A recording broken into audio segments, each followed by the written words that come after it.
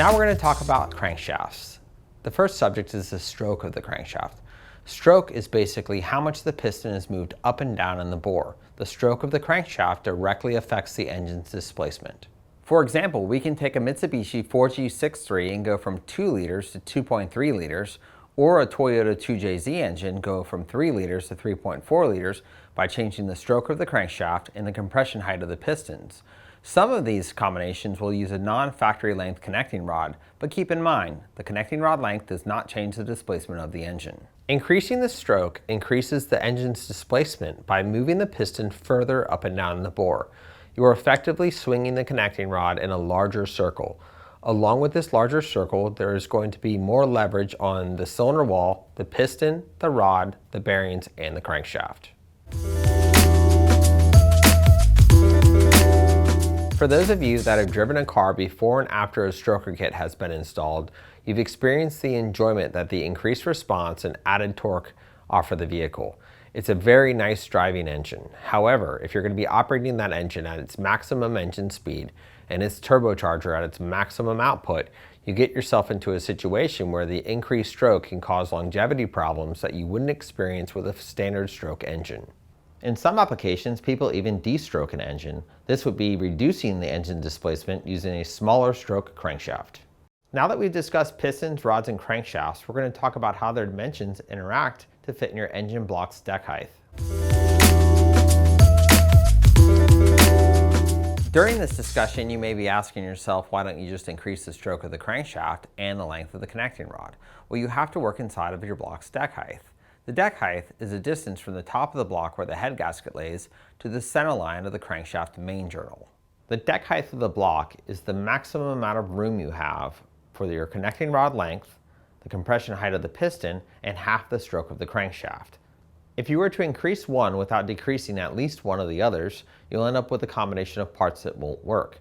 For example, if you increase the stroke of the crankshaft but don't change the compression height or rod length, the pistons will be out of the top of the block and you won't be able to put the head on, or the engine won't rotate. So now that we know the piston's compression height, the connecting rod's length, and the stroke of the crankshaft all have to work together in a given block deck height, you may ask yourself the question, well, where do we start? The easiest place to start is to use your factory compression height, connecting rod length, and crankshaft stroke, and from there you have some options.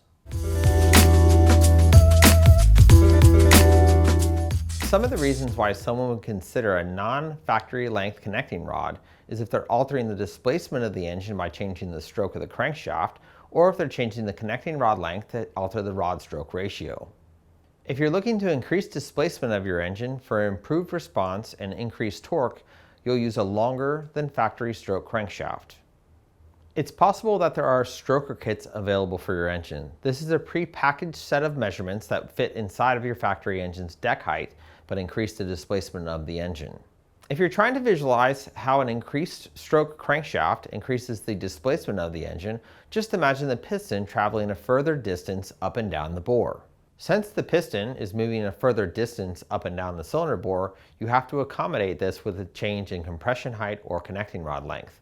Often, you'll have a shorter compression height piston with a stroker kit to keep in the confines of the deck height of the block. So this is another critical decision that you have to make and have made correctly, because if you have the wrong compression height piston or the wrong connecting rod length or the wrong stroke, you'll have a combination of parts that simply won't bolt together and function. Another reason why someone would change to a non-factory length connecting rod or change the stroke of the crankshaft is to alter the rod-stroke ratio. If you're trying to find out what your rod-stroke ratio is in your engine, it's easy. You just divide the rod length by the stroke of the crankshaft. So as we dive into rod-stroke ratio, I understand this is a long-running heated debate. There are engine builders that build high rod-stroke ratio engines because they feel that at high RPM the engine will have less internal friction and the cylinder head can flow better. There are engine builders that build low rod-stroke ratio engines because they're looking for the torque and response because of an operating range that the engine is running. My opinion on this is, if I have a car that's going to be driven on the street with a synchronized transmission, I'll take the increased stroke and deal with the lower rod-stroke ratio, and I'll have more response and more torque driving around. If I'm going to the track with a car with a torque converter or a clutchless transmission, I'll take a standard stroke or decreased stroke and use a long rod to get a higher rod-stroke ratio to lower internal friction of the engine and increase longevity at high RPM.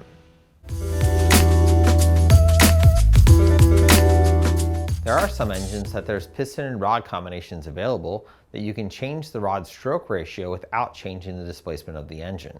It's also worth noting that changing the connecting rod length does not change the displacement of the engine unless stroke is changed also. You can pick an engine like a 4G63 Mitsubishi and have its factory combination of parts with a 170 rod stroke ratio, or you can use a 100mm crank and have a combination of parts that yield a 150 rod stroke ratio, or you can use the factory crank and a longer rod and end up with a 177 rod stroke ratio. These different approaches are going to be good for different people. If you have an engine that you're going to use on the street most of the time and are looking for response, you may end up with a 1.5 rod stroke ratio with your 100mm crank. However, if you were doing land speed racing, where the engine has to stay alive at 10,000 RPM for a minute, then you may have the stock stroke and the longer rod combination. So if you're a bit confused and you don't know which way to head, remember when we started talking, we discussed our goals. The goals are really going to define what turbocharger you buy, what stroke crankshaft you use, what fuel you run the engine on, and where you enjoy your engine at. This segment is just a piece of the Real Street Bottom End Buyer's Guide. The full-length version can be viewed on our website by clicking the link below.